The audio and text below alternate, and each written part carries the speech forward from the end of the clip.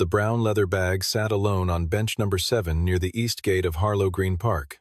No name tag, no address, nothing but a small gold clasp, and the faint smell of expensive perfume carried on the late afternoon wind. Isaac Ward picked it up with the rough, calloused hands of a man who had spent 4 years maintaining things other people walked past without noticing. He had no intention of keeping it. He had no intention of opening it. He only wanted to find the right person and hand it back. But when the security guard at the Cross Meridian building asked him to open it for inspection, and Isaac saw what was resting inside, he understood that this night was not going to end simply, and the entire city was never going to look at Evelyn Cross the same way again. Isaac Ward did not look like someone the city noticed. He wore the faded blue uniform of the Parks Department, work boots with thick rubber soles, and a cloth handkerchief folded into his back pocket not out of habit, but because his son Eli had nosebleeds when he ran too fast, and Isaac had learned to always carry something useful. It was 5:45 on a Wednesday in late October. The last visitors had filtered out of Harlow Green Park an hour ago, leaving behind empty juice boxes, a forgotten plastic shovel near the sandbox, and the kind of quiet that only large outdoor spaces hold at the end of the day. Isaac moved along the eastern path with a trash picker and a canvas bag, checking the lampposts one by one, the way he did every evening before logging out. He was not hurrying. He was never hurrying. He was the kind of man who did his job fully, or not at all. Eli was sitting on the low concrete step outside the small maintenance shed near the park's back corner, the way he did every afternoon after school. He was 7 years old, with a gap between his front teeth and a tendency to chew on the end of whatever pencil he was holding. That afternoon he was drawing in a spiral notebook, pressing hard enough that the lines showed through to the next page. Beside him on the ground, rolling back and forth on the uneven concrete, was a small blue toy car, the same one his mother had given him the Christmas before she died. Isaac checked his watch. 5:47. The corner grocery on Farrell Street closed at 6. He ran a quick mental calculation: milk, bread, maybe 1 apple for Eli's lunch tomorrow. He had just enough, if he skipped the coffee he usually bought on the way to his morning shift. He had been making that same calculation for 2 years. He had stopped feeling sorry for himself about it after the first 3 months. There was too much else to tend to, and self-pity had a way of eating the hours you needed for other things. Diana had died on a Tuesday morning in November, 2 years ago. A car accident on the eastbound overpass. Not her fault, nothing she could have done differently. She had been 30 years old. Isaac had spent her last 3 months in the hospital beside her, sitting in the plastic chair by the window and reading aloud from whatever paperback Eli had left on the side table, and when she was gone, he had taken Eli home, looked at his son's face in the morning light, and decided that grief would have to find a place in the corners of things rather than at the center. There was a child who needed breakfast. There was rent. There was a job to go to. You kept moving because there was someone beside you who needed you to keep moving, and that was a reason as honest as any other. He had not been back to bench number 7 since the afternoon. Diana sat there with Eli the last summer she was healthy, watching the pigeons and drinking lemonade from paper cups. He walked past it every evening on his final sweep. He had never once sat down on it. Some things you preserved by staying a careful distance away. That evening, on his final loop before clocking out, Isaac saw the bag. It was sitting upright on the wooden slats of bench number 7, positioned neatly as though someone had set it down intending to return in a moment. A cognac-brown leather tote, the kind made by people who understood that real quality does not need to announce itself. A small brass tag was threaded through the handle, no bigger than a business card. Isaac read the name, E. Cross, Cross Meridian Foundation. Below the name, a phone number. He picked it up. It was heavier than it looked. Eli appeared at his elbow. "What is that, Dad?" "Someone left it," Isaac said. "Is there money in it?" "It's not ours," Isaac said simply. "So we don't count it." He carried the bag to the maintenance shed, logged it in the property record book with the date, time, and location, then tried the number on the brass tag. It rang twice and connected to a recorded voicemail. He hung up. He found the Cross Meridian Foundation main number on a posted community notice pinned to the shed bulletin board. The foundation had donated the new water fountain near the park's west entrance and called the general line. A receptionist answered, took down his name, and the description of the item, and told him, in a tone that made clear she was doing him a favor by staying on the line, that someone from the office would follow up in the morning and that he should bring the bag in person to confirm his identity. Isaac thanked her. He wrote down the address. He hung up. Eli had already fallen asleep, curled on the old love seat in the corner of the shed by the time Isaac finished the paperwork. The blue car was tucked under Eli's arm. Isaac sat for a while in the quiet and looked at the leather bag locked in the cabinet across the room. That night, the main shed phone rang twice before midnight. Both times, the caller left no message. The Cross Meridian building stood at the corner of Wentworth Avenue and 53rd Street. 40 stories of glass and steel that reflected the sky in a way that made it look permanent, immovable, as though the city had been built around it rather than the other way around. Isaac arrived the following morning in his one non-uniform outfit, a plain white button-down shirt, black trousers with a faint crease at the knee, the leather shoes he saved for court dates and school events. He had Eli with him because the morning sitter had canceled, and there was no one else. The lobby was exactly the kind of space designed to make most people feel small. White marble floors that picked up every footstep. 2 security guards in dark uniforms, standing with their hands clasped in front of them at angles that looked practiced. A reception desk made of a single slab of pale stone. Eli reached out and touched one of the polished columns near the entrance, then pulled his hand back when the surface felt cold. The receptionist asked Isaac his name 3 times, each repetition slightly slower, as though she was testing whether he would eventually change his answer. Then she directed him to a row of chairs near the far wall, a single armless guest chair beside the lobby's recycling station, separated from the main seating area by nothing except an unspoken agreement about where people like him were supposed to wait. Isaac sat down. Eli sat beside him. Eli began drawing on a piece of folded paper he kept in his jacket pocket. A man appeared from the elevator bank before Evelyn Cross did.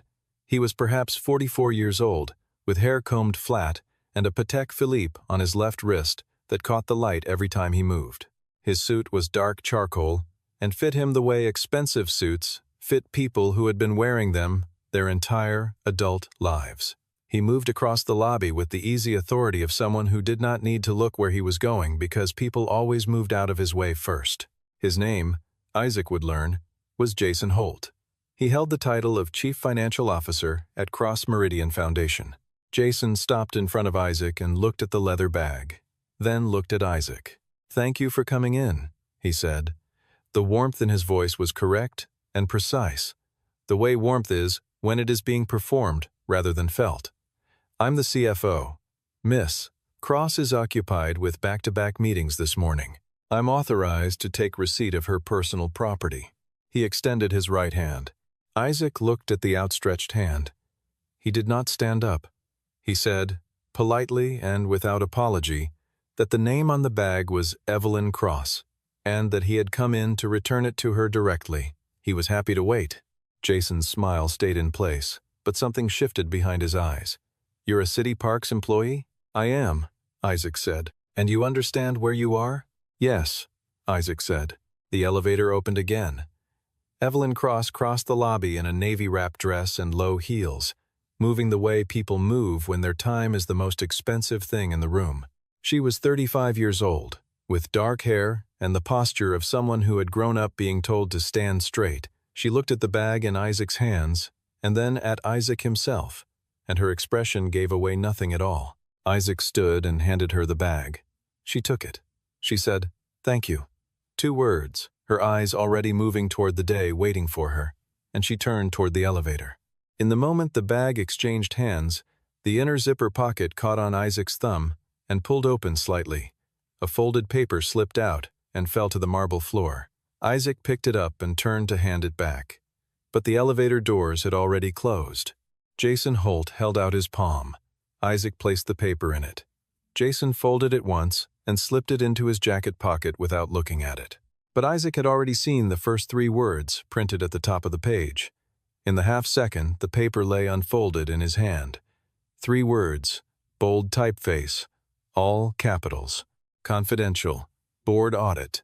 Eli pulled on his sleeve. "Can we go? I'm hungry." "Yeah," Isaac said. "Let's go." On the crosstown bus, with Eli asleep against his shoulder, Isaac stared at the window and said nothing for a long time. He was not thinking about the 3 words printed at the top of that page. He was trying not to think about them. The truth was, the night before, when he had set the bag in the property cabinet, the inner zipper had already been partially open from the weight shifting during transport. He had not intended to look inside. He had reached in to secure the zipper, and in doing so had seen the contents spread slightly against the interior lining. There was a leather wallet, a secondary cell phone with a cracked screen, a sealed envelope, and a thin blue folder, not fully closed, the top page visible. He had not read the document. He had not touched it.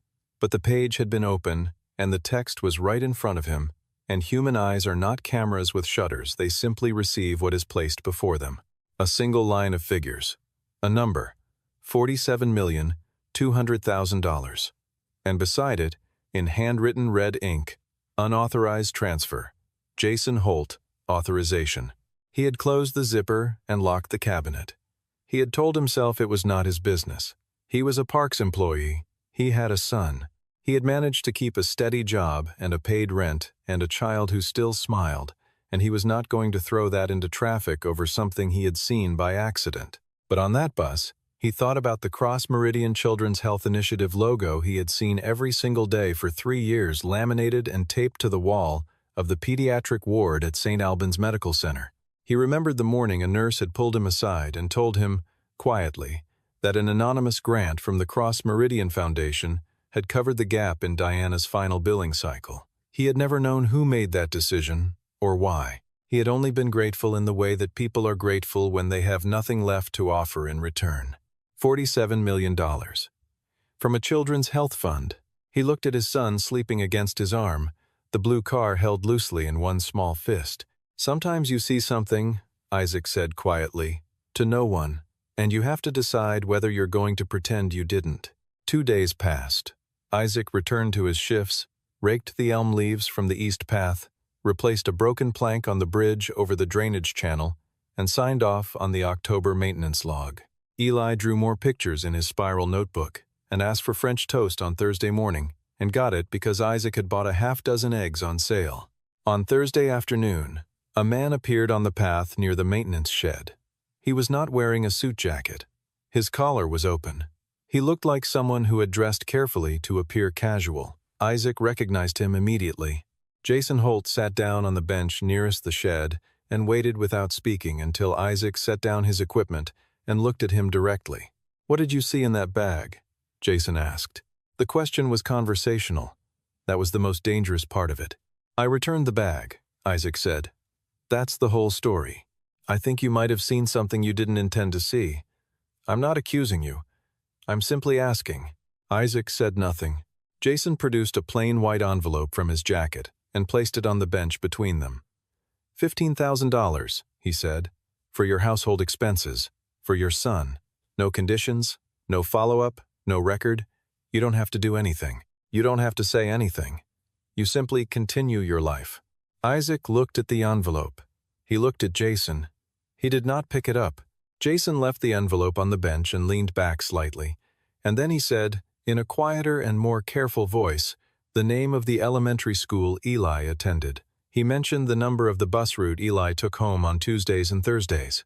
He noted that Isaac's evening shift ended at 6, and that the maintenance shed was in a section of the park not covered by the municipal camera grid. He said none of this as a threat. He said it the way a person recites information simply, accurately, to demonstrate that the information exists. Isaac stood up slowly. His hand was still holding the pruning shears he had set down a few minutes before. "You just told me everything I needed to know," he said. Jason picked up the envelope.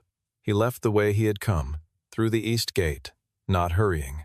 After he was gone, Isaac took his phone from his pocket and looked up the Cross Meridian Foundation staff directory on the city business portal. He found the name Grace Adler, listed as executive assistant to the CEO. He called the main line, asked for Grace Adler, and left a message when her voicemail picked up. He said his name clearly. He said he needed to speak with Miss Cross. Not about the bag, about the man who had come to see him after he returned the bag. That evening, Isaac checked the door lock twice before bed. Eli was watching him from across the kitchen. "Are you scared, Dad?" "No," Isaac said, testing the bolt a second time. "I'm being careful. There's a difference." Grace Adler received the message the following morning and brought it to Evelyn Cross before the first scheduled meeting of the day. Evelyn read the name, read the message, set the paper down, and said nothing for a moment. Then she read it again. She had known about the audit report for 6 weeks. She had been building the case carefully. The way you build a case against someone who has access to every system and every person inside an organization, slowly, quietly, gathering from the outside in. The blue folder she carried in her personal bag was a working copy of the internal audit, not the original, because the original was already secured off-site with the Foundation's independent legal counsel. She had not expected to lose the bag. She had not expected anyone to find it and return it, least of all intact. When Grace came back with a background summary on Isaac Ward, Evelyn sat with it for a long time without speaking. Isaac Ward, 31 years old. City Parks employee, 4 years of service. Exemplary record. Widower wife Diana Ward, deceased 2 years prior. Cause: motor vehicle collision on the eastbound overpass, November, a Tuesday morning. The other vehicle, a Cross Meridian Foundation Company car, driven by a contractor returning from the Foundation's annual autumn gala. The contractor had a blood alcohol level of 0.14.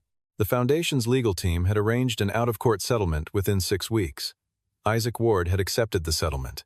He had not pursued further legal action. The person who had processed and authorized that settlement on behalf of the Foundation was Jason Holt. Evelyn sat very still. She had signed the final settlement summary document. She remembered the document number, the date, the dollar figure. She had not known the name of the woman who died. She had not asked. It had been a line item in a quarterly risk management review, and Jason had handled everything, and she had signed. A man who had real, permanent, irreversible reason to hate the name Cross Meridian had found a bag belonging to her, had returned it without opening it, and had left a message not to complain, but to warn her that someone inside her own organization had come to pressure him into silence. Evelyn told Grace to arrange a meeting. Off calendar, not in the office. They met at Harlow Green Park on a Saturday afternoon, in the quiet, open area near the West Fountain. Grace stood at a respectful distance. Evelyn wore a plain wool coat with the collar turned up and her hair tied low. She looked smaller than she did in photographs. Eli was on the swing set at the edge of the playground. Isaac stood when he saw her approaching and offered his hand. She shook it. "You want to talk about Jason Holt," she said. It was not a question. "I want to know if you already knew what he was doing," Isaac said. That was also not a question, and Evelyn respected him for it. She told him the truth without preamble. She knew about the unauthorized transfers.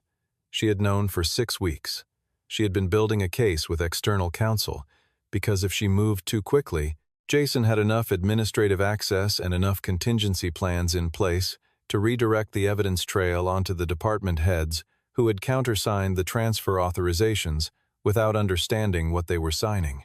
She needed a witness outside the organization, someone Jason could not reach, edit, or discredit from within. Isaac listened, Evelyn said. The money came from the Children's Health Initiative, $47,200,000, across 11 hospital programs over 18 months. Isaac looked at the swing set, at Eli's small feet pointed at the sky. St. Albans Medical Center, he said. Pediatric ward. Yes, Evelyn said. She watched his face. He did not look angry. He looked like a man absorbing something he had already suspected but had hoped was not true. She told him the rest. She told him about the settlement, about the company car, about the document she had signed without asking the victim's name. She said the words plainly and without softening them, because he deserved that. The silence between them lasted for a while. Eli ran over from the swing set, out of breath, and held up a drawing he had made in his notebook. Dad, the swing is stuck on one side. I'll fix it in a minute, Isaac said. He went with Eli to the swing set, crouched down, examined the chain, and worked it free with 2 turns of his wrist. He gave the swing a gentle push. Then he came back and sat down on the bench across from Evelyn. What do you need from me? He said. She told him, a sworn statement, notarized, describing what he had seen, the date, The time, the location of the bag, the contents visible when the zipper shifted, the specific text he had read. He was an independent witness, with no internal stake, no professional connection to the foundation, no prior relationship with any of the parties. Jason had already built a legal counterargument based on the claim that no outside witness existed. Isaac's statement would dismantle that claim before it could be used. Isaac nodded once. He said he would do it. She asked if he wanted to know why she was asking someone in his position, given everything the foundation had done to his family, to help protect her. He thought about that for a moment. He said, "Because it's not about your foundation. It's about 11 hospitals and the kids in them. I didn't need you to be perfect. I just needed you to be trying to fix it." Evelyn Cross had not cried in front of anyone in 3 years. She did not cry then, but she was quiet for a moment longer than she needed to be. The prepared statement took 3 days to complete with the foundation's external legal team. Isaac sat in a conference room in the law firm's office on a Tuesday afternoon, with Eli beside him eating crackers and drawing trucks, and answered every question directly and without embellishment. He stated what he had seen, and only what he had seen: the position of the bag, the time it was found, the way the contents were visible when the zipper shifted, the specific figures, and handwritten notation on the top page. He did not speculate about intent. He did not characterize Jason Holt's behavior. He described what was in front of him. That was all that was asked of him, and he did it completely. Jason had anticipated this. His legal team filed a preliminary objection 2 days before the board meeting, arguing that Isaac's statement was inadmissible as it constituted unlawful inspection of confidential documents by a non-party. The argument was detailed and well-constructed and would have created real procedural difficulty if it had been the only challenge facing Jason Holt that morning. It was not. The Cross Meridian Foundation emergency board meeting convened at 9 in the morning on the 38th floor, in a glass-walled conference room from which you could see 3 bridges and the Gray River between them. 12 voting board members were seated at the long table. Jason Holt sat on the left side, flanked by his own legal counsel. He was composed and well-dressed, and gave the impression of a man who believed the mathematics still worked in his favor. Isaac sat in the witness chair at the near end of the table. He was wearing the same white shirt. He had brought nothing to hold. Jason's attorney moved immediately. "With respect to the board, the witness before you today has no relevant professional credentials, no standing in financial matters, and no basis for interpreting what he claims to have read. This testimony should be treated accordingly."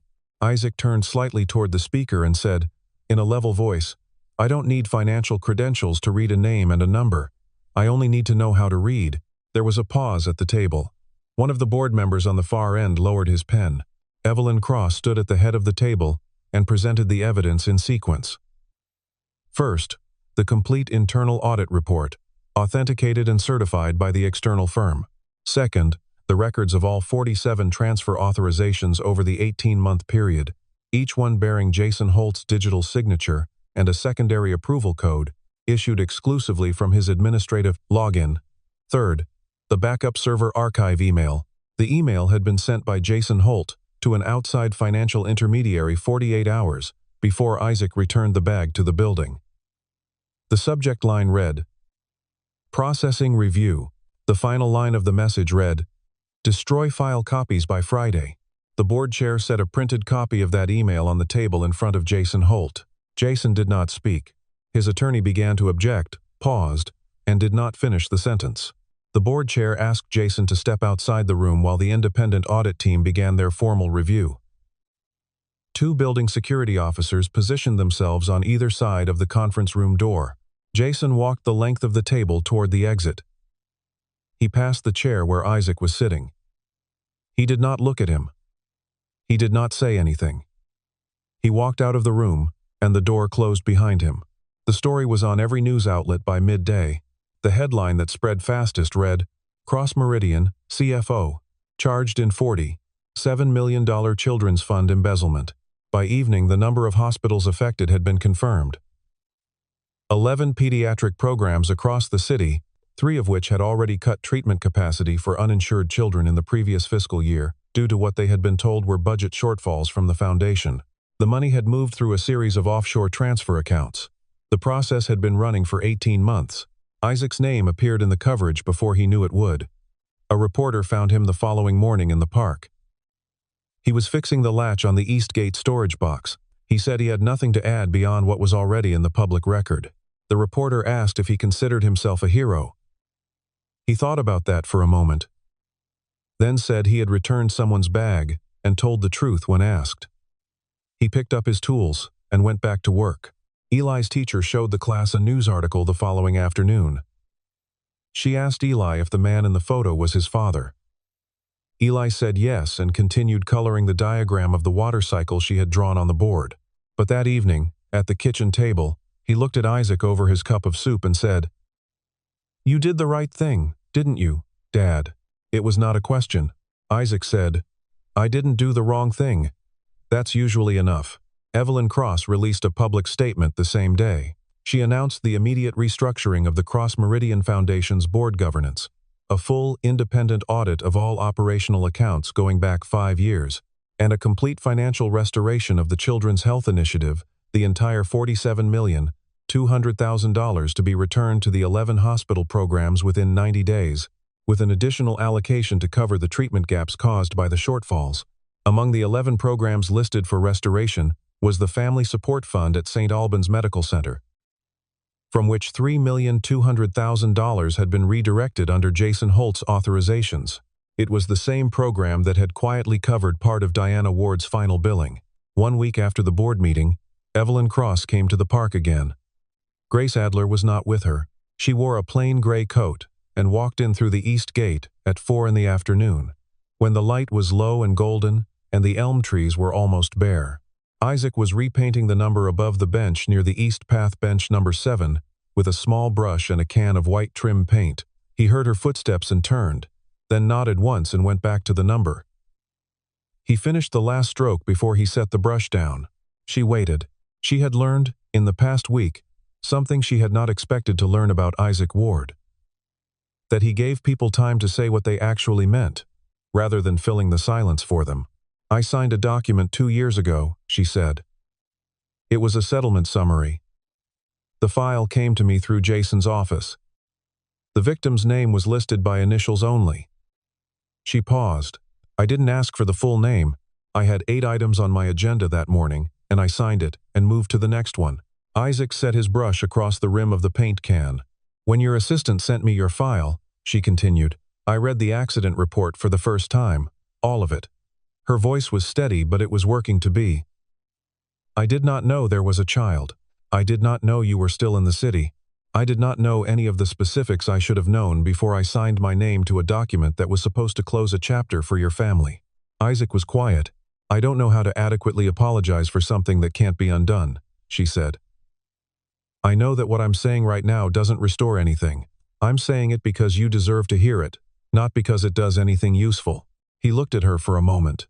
He said, "I returned that bag before I knew any of this, before I knew whose foundation it was, before I knew about the accident, before any of it. I returned it because it wasn't mine." He picked the brush up again and turned it slowly in his fingers. "I'm not telling you that so you'll feel better. I'm telling you so you understand why I'm standing here talking to you instead of walking away. It was never about a debt." From across the playground, Eli came running with his notebook pressed flat against his chest, slightly out of breath. He stopped in front of Evelyn and held the notebook out to her. On the open page was a drawing in blue and orange crayon, a tree, a small house, 3 people standing in a yard. "That's our park," Eli said.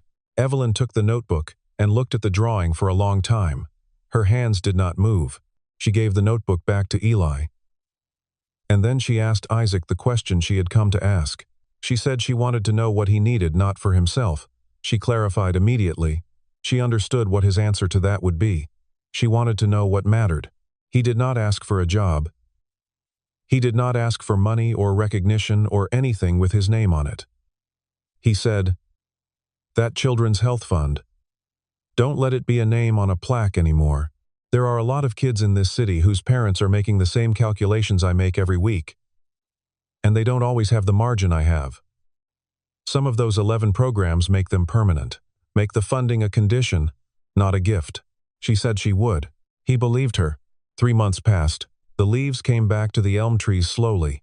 a faint green at the edges of the branches by early March, the kind of green that looks tentative at first and then suddenly, between one Tuesday and the next, is simply there. Isaac Ward was still at Harlow Green Park. His uniform was still faded at the left shoulder seam. His boots were still the same pair he had bought 2 years ago at the workwear discount store on Mallory Street. In February, he had been made shift supervisor for the Eastern Maintenance Zone, not as a reward for anything that had happened in the fall, but because he had done the job well and the previous supervisor had retired. It was a small increase in pay. He used it to open a savings account for Eli. One morning, a new spiral notebook appeared on the concrete step outside the maintenance shed, where Eli always waited in the afternoons. It was a good one, heavy paper, with a forest green cover. On the inside of the front cover, someone had written in small, precise handwriting, "For the kid who draws the park." There was no signature. Eli did not know who had left it. He accepted it without much ceremony, opened it to the first page, and began drawing the duck pond near the south entrance. Isaac watched him from the doorway of the shed and said nothing. That evening, near the end of his shift, Isaac sat down on bench number 7. The white paint on the number above the backrest was clean and bright, still visible even in the low late afternoon light. The bench was empty except for him. Eli sat beside him, rolling the blue car back and forth on the weathered wood, making a small low sound with the engine the way he always did. "Dad," Eli said, after a while. "Yeah. Why did you pick up that bag?" Isaac thought for a moment. He watched the last of the evening walkers move along the far path. A couple with a dog. An older man in a red hat. Because it didn't belong there without someone. Eli considered this. "That's the whole reason?" "That's the whole reason." The lamps along the east path blinked on one by one as the sky dimmed the new LED fixtures Isaac had helped install the previous spring, replacing the old sodium bulbs that used to flicker in cold weather. They came on cleanly, without hesitation, the way good work behaves when it is done right and then left to do its job.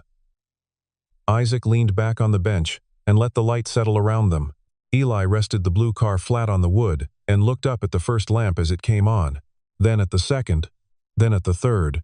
There is nothing grand about the right thing when you are standing inside it. No music, no crowd, nothing that announces itself. There is only the moment when you see something that does not belong, and you decide what kind of person you are going to be about it. And then you act accordingly, and then you go home and make French toast and check the door bolt and watch your son sleep. Isaac Ward had found a bag on a bench. He had returned it to the right person. He had told the truth when it cost him something to tell it. He had not asked for anything in return, because the return was never the point. And in a city where $47 million had been quietly disappearing from the children who needed it most, one man in a faded blue uniform had simply refused to look the other way.